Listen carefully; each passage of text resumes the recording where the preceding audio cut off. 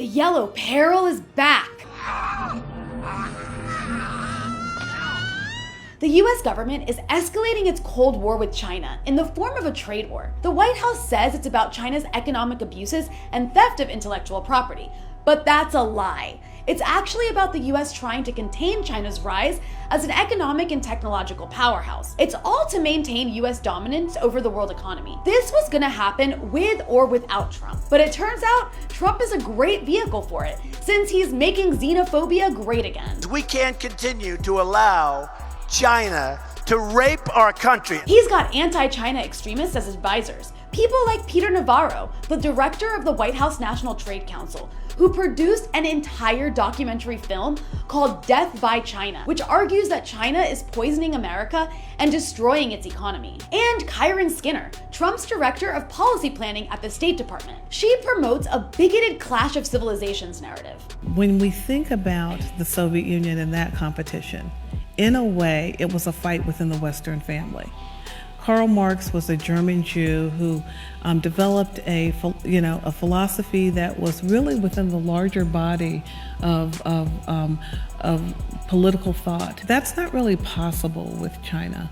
This is a fight with a really different civilization and a different ideology. It's also striking that's the first time that we will have a great power competitor that is not Caucasian. I do want to press you on that.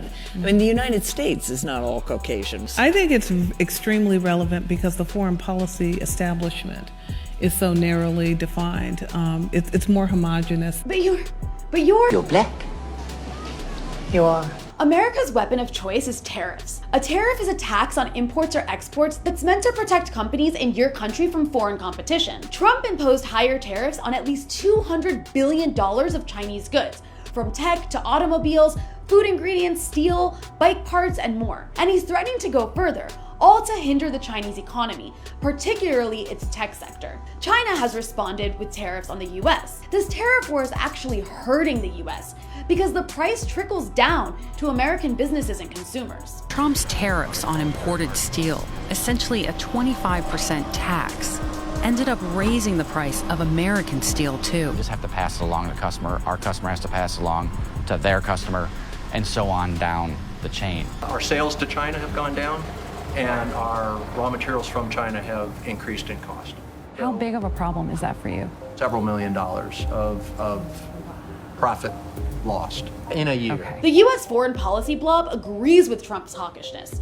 They accuse China of intellectual property theft and of shielding Chinese companies from foreign competition by pumping them full of subsidies. But subsidies are totally normal, especially for developing economies. The US heavily subsidizes its own industries and has violated WTO rules, like in the case of Boeing, which was getting illegal subsidies from the US government in breach of global trade rules. Global trade rules created by the US. The US has also sanctioned Chinese tech giants it feels threatened by, most notoriously Huawei, whose CFO was arrested on US orders in Canada in an unprecedented move. Trump put Huawei on the so-called entity list, forbidding US companies from trading with it based on unproven claims that the company was skirting sanctions against Iran and is beholden to the Chinese government. You could be forgiven for assuming that Chinese tech giants are in bed with the Chinese government, given that American tech giants like Google, Facebook, and Amazon have done the bidding of the US national security state. So why is the US doing this? Huawei is the world's leading provider of networking equipment.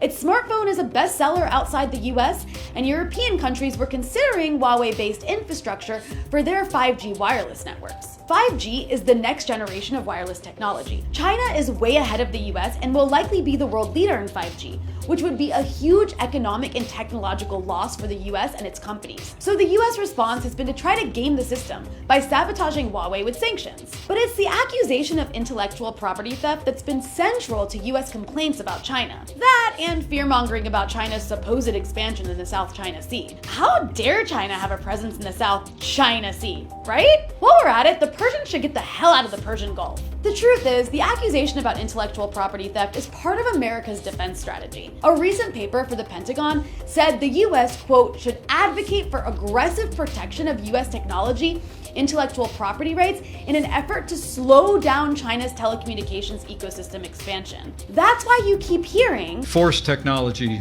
transfer, intellectual property theft. Chinese security agencies have masterminded the wholesale theft of American technology. The US's own research contradicts this claim. A 2018 US Chamber of Commerce study found that, unlike many of its peers in the developing world, China is making concrete progress in building a 21st century national intellectual property environment. What's really happening is China's own industries are powerful enough that they're starting to challenge their foreign Western counterparts. So the US is whining about the big, bad, menacing Chinese yellow peril, because China may have pulled ahead of American tech giants in wireless technology. China is also starting to create new financial infrastructure to get around the US dollar, the world reserve currency. In other words, China is creating mechanisms that can undermine the US government's traditional methods of control and coercion. That's a big no-no. The US won't tolerate this sort of challenge to its economic dominance, which is why you see such a unified bipartisan front against China, with some Democrats trying to out-hawk Trump. Elizabeth Warren, a progressive icon,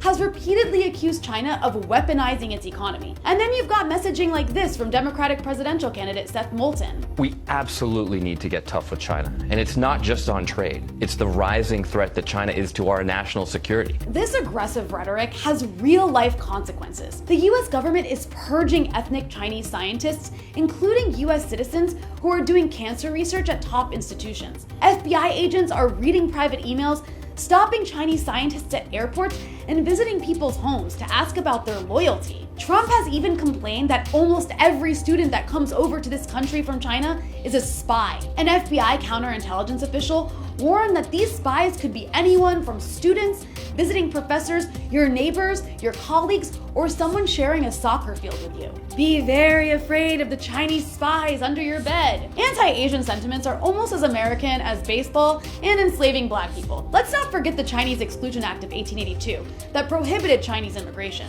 So how did we get here? In 1978, China opened up its economy and dealt with the West. It was part of a strategy by Nixon to contain the Soviet Union by making peace and allying with China. Liberals thought China would change to be like the US because of economic advances, that capitalism would make it liberal and democratic, while the right thought China would fail because it was communist. Both were wrong. China was able to advance using capitalism without changing its political system, as the West had hoped. Initially, the US wasn't threatened because they didn't think China could possibly compete, and the West had all the monopolies and set the standards. The big tech powers have traditionally been Western countries that control the developing world. China is breaking out of that mold. It was pummeled by the Europeans in the Opium Wars and suffered under imperialist Japan, but they ultimately escaped colonialism and developed on their own terms. And they developed in a way that makes them critical to the world economy, particularly manufacturing. This insulates them from US attempts to hurt them economically. China presents a model of economic independence instead of devastating neoliberalism for the developing world. That makes them a big threat. And so the US empire is searching for ways to contain China's rise, even contemplating war. US attempts to contain China are actually pushing China closer to other US adversaries. China and Russia have formed a strong partnership in reaction to this US bullying, a partnership that otherwise might not be. And China has played a key role in the UN, preventing American regime change schemes in Syria. China is also looking at reconstructing Syria as the US is still trying to destroy it. All of this raises the question, if China really is such a threat, then why is there such a gap between the nature of US-China competition and the US domestic policy response, which has been to downgrade science and math, cut funding for schools, curtail immigration, and eject foreign scientists? Maybe instead of starting a war, try educating the younger generation to compete on a level playing field that doesn't leave them crushed under the weight of college debt and unaffordable healthcare and rising rents, while paying for endless wars that make the world worse for everyone. Because with every Cold War comes a likelihood of a hot war. In the case of China and the US, that would be disastrous and end with piles and piles of corpses. And for what? To maintain Google's dominance over technology? Hard pass.